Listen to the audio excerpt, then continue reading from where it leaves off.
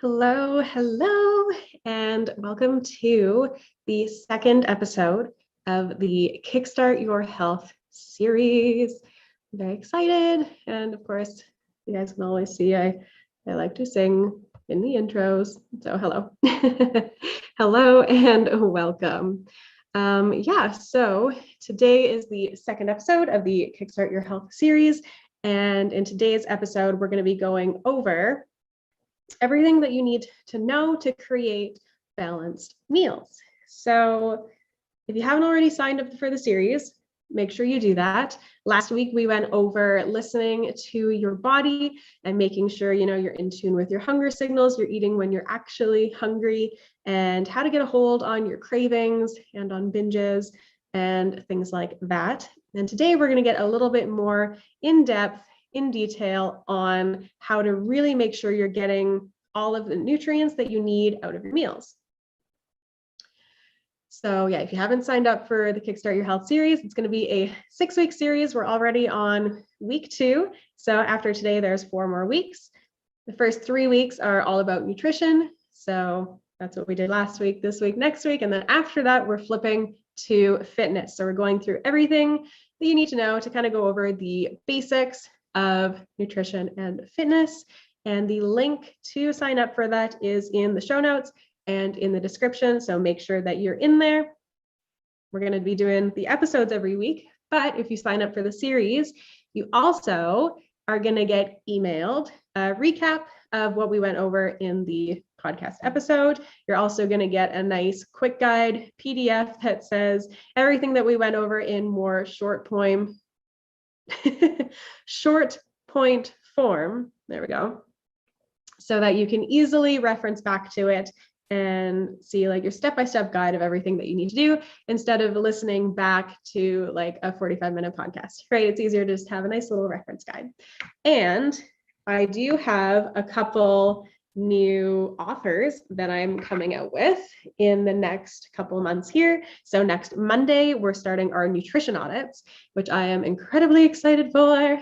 Those are going to be you get to book a call with me. You get to track your food for about a week and a half. We'll have a call together and I'll just look through it. We'll figure out where you might want to make tweaks or adjustments so that moving forward over the next few weeks, you're going to know where to focus with your nutrition to just get you feeling a lot better and seeing the results that you want to see. And you're going to have access to me for about a month. So first couple of weeks will be you just tracking. We'll see where you are. We have our call. And then the next few weeks, you're going to be implementing everything and you can still reach out to me. So if you're a part of the series, you're going to get access to that with a secret bonus coupon code. So for everybody who's a part of this, they're going to get that coupon code. But the first 2 people to use it, that coupon is actually going to give them the nutrition audit 100% for free. So if you want to have a chance to get it for free, you're going to have to be a part of the series so that you can get the emails to take advantage of that. And second, after we're done our fitness portion, so in like 4 weeks from now, I'm going to be launching the Working Woman's Guide to the Gym, which is going to be amazing. I'm very, very excited for that. It's a lot of work, but it's going to be so worth it.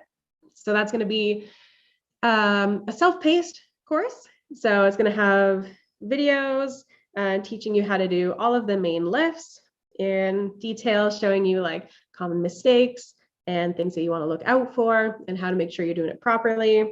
It's going to have a whole week on how to create your own workout programs. It's going to have lots of individual guides on, how to build up more confidence in the gym, how to know if you're actually progressing, how to know what to eat before and after you go to the gym, how to know like what equipment you need to use, all of that stuff. It's going to be everything that I've learned in the past 10 years of being in and out of the gym, and then the last 5 years of being consistent in the gym and working with, clients and coaching.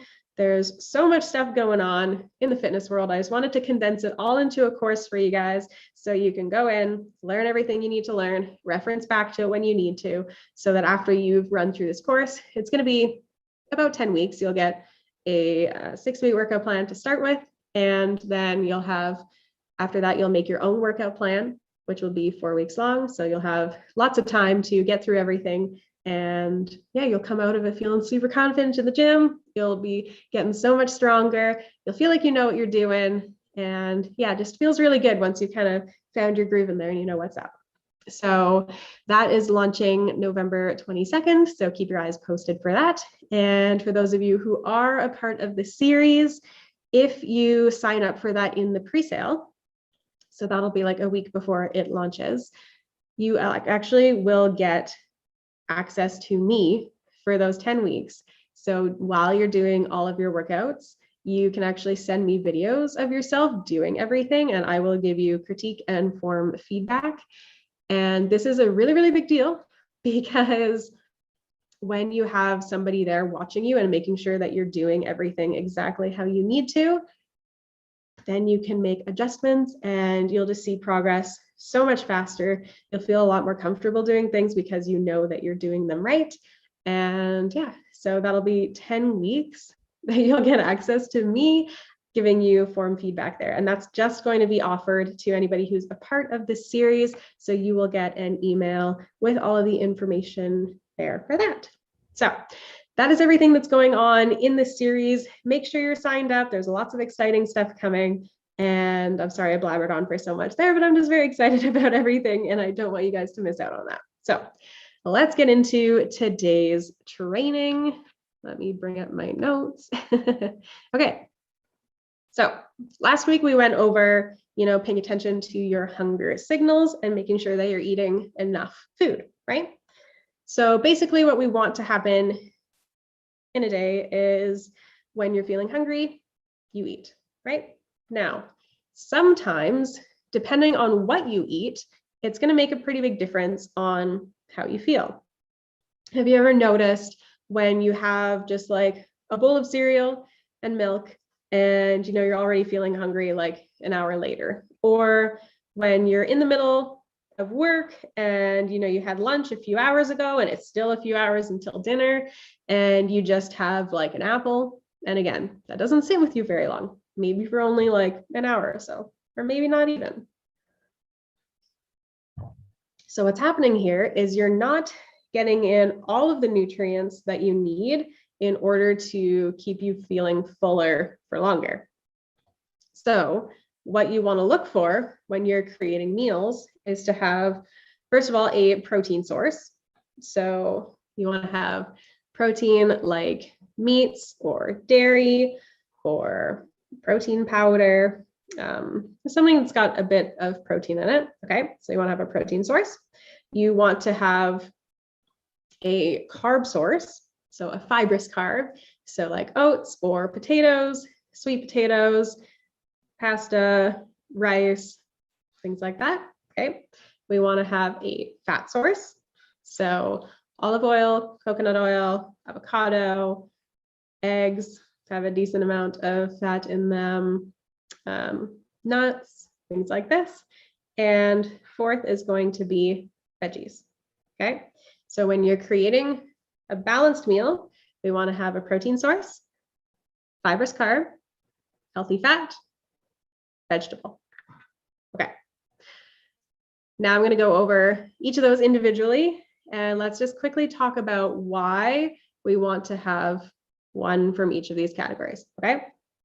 So protein, we all probably know that you want to have protein so that you can build and maintain muscle mass. That's a really big thing that I think most people know about protein, but it's not just for building and maintaining muscle. That's a really big portion.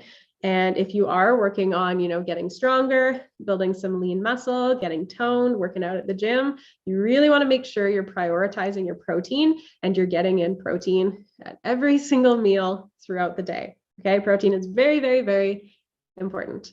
Now, it's also important for pretty much every other function that your body does, even for growing your hair, growing your nails, having collagen in your skin.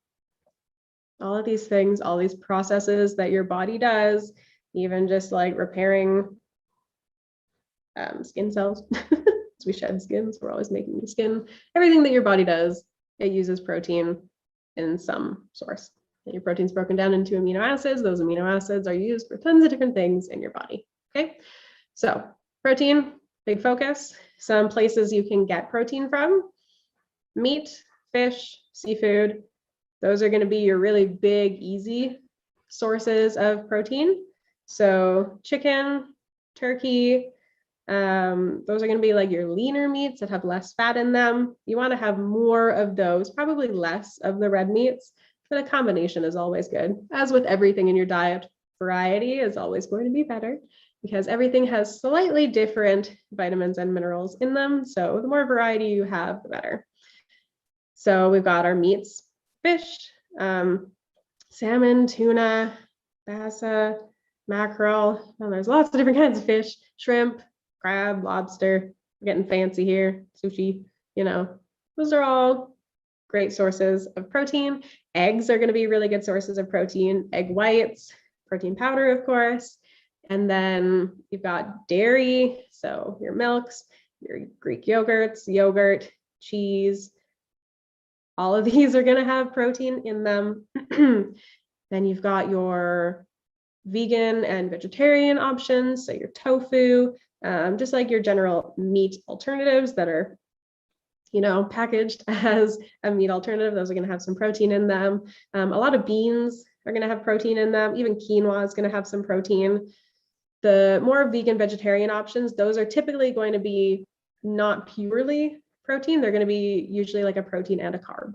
So like your beans are going to be like probably half and half protein carb. Same with like your vegan meat alternatives and stuff like that. So yeah, you got plenty of options for protein. So experiment, find some ones that you like.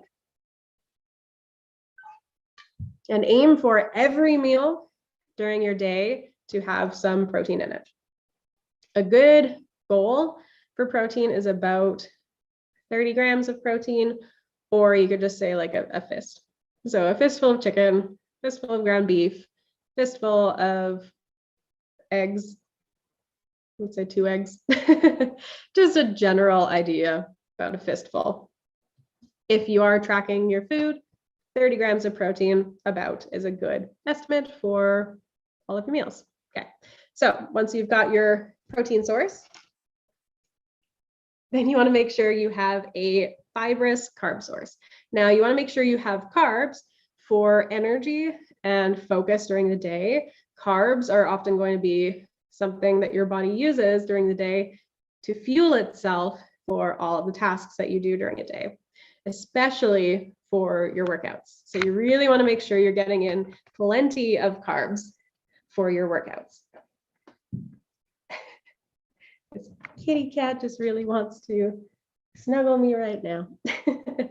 Okay, so we want to make sure we're getting in really good, solid, fibrous carb sources for energy, focus during the day, and to fuel your workouts. Now, your carbs are also going to have some fiber in them if you're choosing like good fibrous carb sources, and that's going to help with your digestion as well. So carbs are a very important portion of what you're getting to create balanced meals.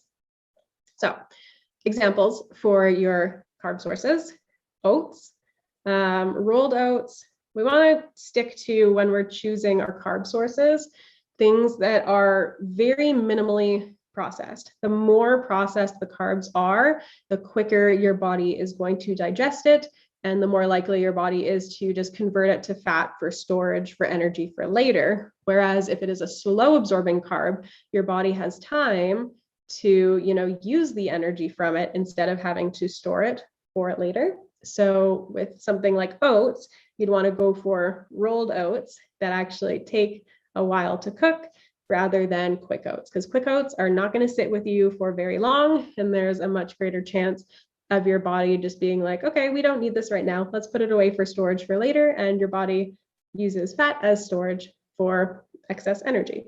So rolled oats are going to be a really great option. And then you've got, of course, potatoes and sweet potatoes. Those are some really dense, fibrous vegetables. So root vegetables are pretty good there. Sweet potatoes are my favorite. Those are always my go-to. Rice, same thing with rice. You want to shy away from the quick rice or the the minute rice. We want to take the longer cooking rice. So jasmine rice, whole grain rice, long grain rice. Yeah, if it takes longer to cook, that's the one you want to go for. Also, rice cookers are amazing. I love my rice cooker. I don't have to watch it or think about it. I just hit the button and it does its thing. Quinoa is also super great. Fun thing about quinoa, it actually has quite a bit of protein in it too. So if you ever find you're lacking on your protein, or if you're a vegan or vegetarian, grab quinoa instead of rice. It has extra protein in it, and then you don't have to worry about your protein being low. It's fun. And then we've also got wraps and breads and pasta, the more traditional carbs that you think of. And again, with these, you want to shy away from the white flours and the enriched stuff. And, the less processed, the better. If you can see like seeds and grains in it, that is great. That is kind of the direction that we want to go towards. Okay. So we're staying away from the white, highly processed stuff and going more towards as close to natural as you can get. Okay. So that is going to be, there's lots of options for carb sources. And again, just find the things that you like that fit well with your diet and how you like to eat. Okay. So that's protein and carbs. Next, you want to make sure you have a healthy fat source. So for your fats, those are really going to help with lots of things in our bodies. So hormone health is a really, really big part of why we need to have fat in our diet. Also, as women, our bodies biologically are made to house babies in them, right? Not everybody chooses to do that, but that's how our bodies are made. So we do actually need more fat on our bodies than men do, just because of the way we're built and our hormones and all of that fun stuff. So we do need a bit more fat in our diet than men do. And we're also going to sit at a higher body fat percentage than men. So if you've ever seen very low fat diets out there, a lot of those are created by men, and they're not taking into consideration how much fat women actually need in their diet. So you really want to make sure you're still getting in some sort of fat source at every single meal, because if your fat is too low, there's a lot of issues that can start happening with your health. You can even start to lose your period. And once you've gotten to that point, that is starting to get dangerous. So we want to really make sure that we have enough fat in our diet that we don't have any bad things like that happening. You can also just tell by, how your skin looks. We need fat in our diet for our skin health, to lubricate our eyes and our lungs. We need fat in our diet to help digest, help absorb certain vitamins. There are some vitamins that are fat soluble, so you actually need to have fat in your diet in order to absorb certain vitamins. So we want to make sure we're getting in fat at every meal, so that we have enough there to support our body in all of the different ways that it needs fat in our diet for.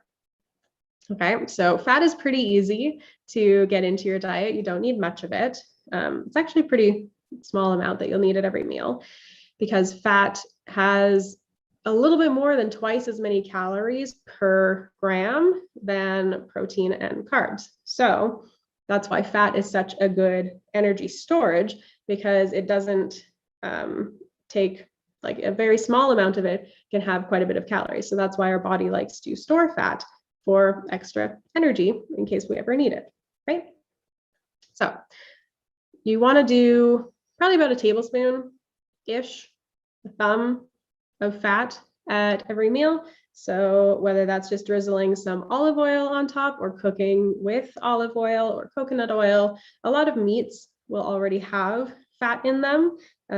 So your red meats, even turkey or like chicken thighs, eggs have some fat in them, butter.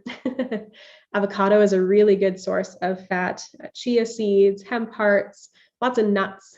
All your nuts are going to be your fat source.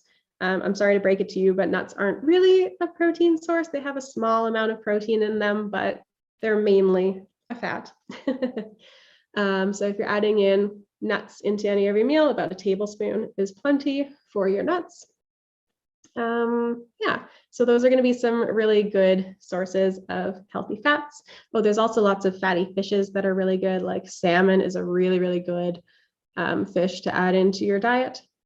Okay, so those are the three main, these are called macronutrients: protein, fats, and carbs. So we build our meal with all of those, and don't worry, I'm going to go through examples of meals that we can build. Okay.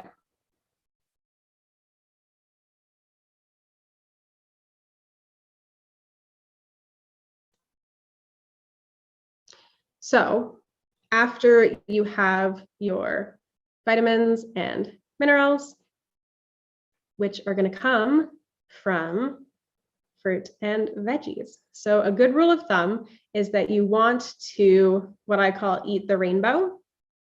So what that means is you want to eat vitamins and minerals throughout the day, throughout the week. It's okay, it doesn't have to be all in the same day, but throughout the week, try to get a good variety of fruit and veggies. So eat the rainbow.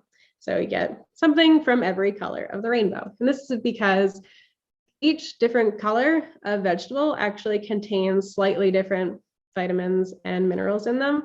Like your orange and yellow are going to have lots of vitamin C. Red is going to have lots of vitamin A. Your greens are going to have vitamin K. So yeah, we want to have a variety. And an easy way to do that is just by eating different colors. So red, you have your tomatoes, strawberries, cherries, apples, although apples, I guess, would be more yellow because you talk about the inside. So yeah, there's some examples of red. Orange would be sweet potatoes, carrots, peppers. Yellow would be like bananas, peppers, there's potatoes, green, spinach, kale, peppers, edamame. Blue / purple would be like cabbage, eggplant, blueberries. So if you get a little bit of variety throughout your week from all the different colors, then you'll definitely be getting in a good range of vitamins and minerals throughout the week. So why do we want vitamins and minerals? Well, each of these has very specific functions in your body. If you use Chronometer or have ever used Chronometer in the past for tracking food, just to like make sure that you're getting enough of everything, they do a really good job of breaking down each individual vitamin and mineral and telling you what it does in your body and why you need it. And it also shows you like different sources of every single one. And if you ever don't know if you're getting in everything that you need, just add spinach. When you look through Chronometer on like every single thing in there, it tells you where you can get stuff from. And spinach shows up in like every single one. So if you ever don't know what to eat as a fruit or veggie to get in your vitamins and minerals, just throw in spinach because it'll give you almost everything. So spinach is great. We love spinach. And it honestly pretty easily can blend and mix into lots of things. So we love spinach. All right. So I just wanted to give you guys some really good detail on why we want to have all 4 of these in there so that you know the part that each of them play individually. So what happens when you don't have all of these? Let's say, yeah, you just had cereal for breakfast. That's not going to sit with you very long because when you just have carbs on their own, they're going to digest pretty quickly because your body can digest carbs fairly quickly because that's its fuel source that it uses, that it has access to like immediately. So it's very easy for it to digest. But if you combine it with fat, it slows down how long it takes to absorb. And again, when you add in protein, it slows down how long it takes to absorb and digest. And when you add in a fiber with a fibrous carb, again, it slows down how long it takes you to digest. So when we have all 4 of these components together, it makes it so that your body is getting everything that it needs. It needs protein, carbs, and fats, and vitamins and minerals. So when you're getting in everything that your body needs at every single meal, you're going to feel fuller for a lot longer because your body has plenty of stuff to take its time to digest through, and you're going to feel so much more energized throughout the day because your body is getting everything that it needs so it can actually function at its full capacity instead of having to tone down certain processes because it's not getting what it needs for it. So that is why we really want to make sure that throughout the day we're getting very balanced meals. Now, when it comes to snacks, there's a couple things to keep in mind here.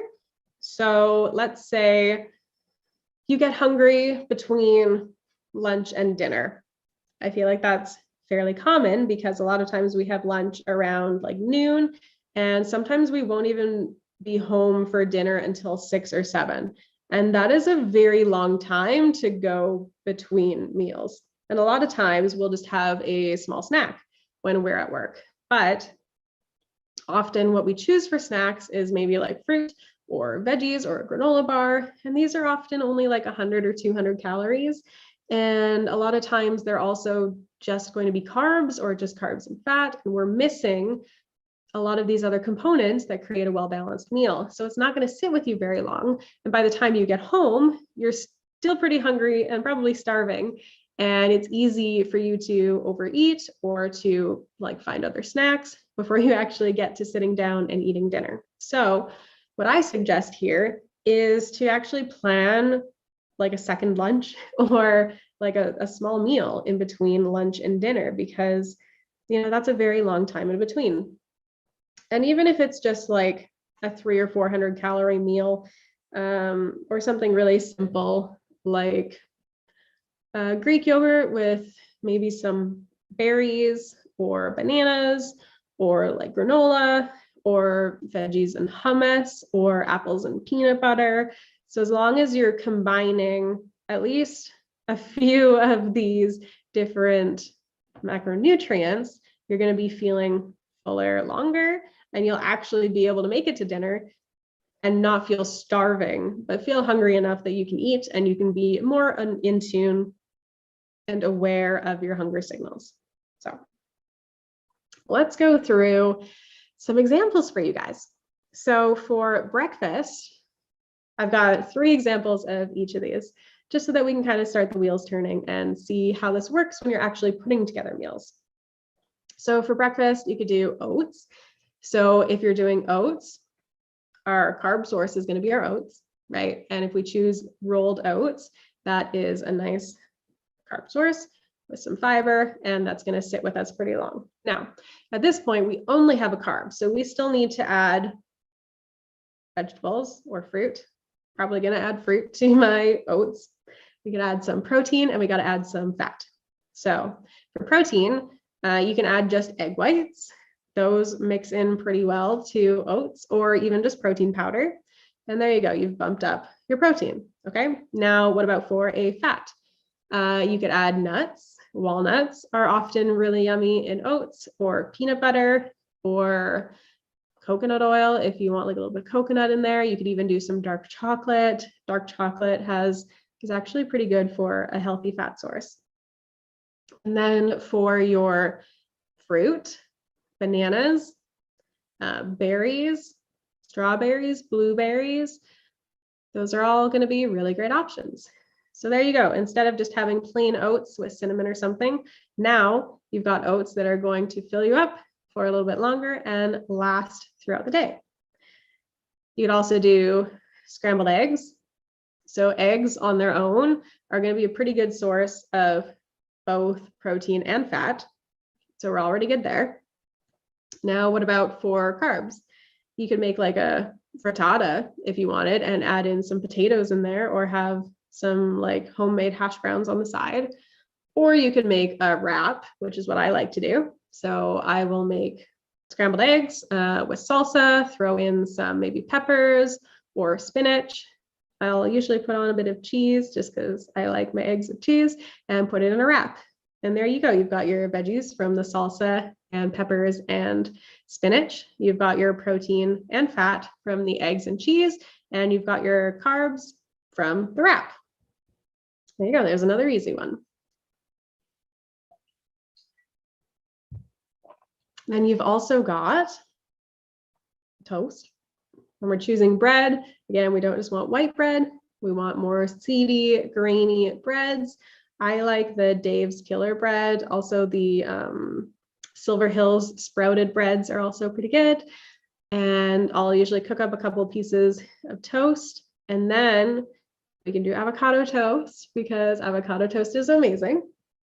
So the bread is going to be our carb source, fibrous carbs, right? Avocado is going to be our fat source, healthy fat.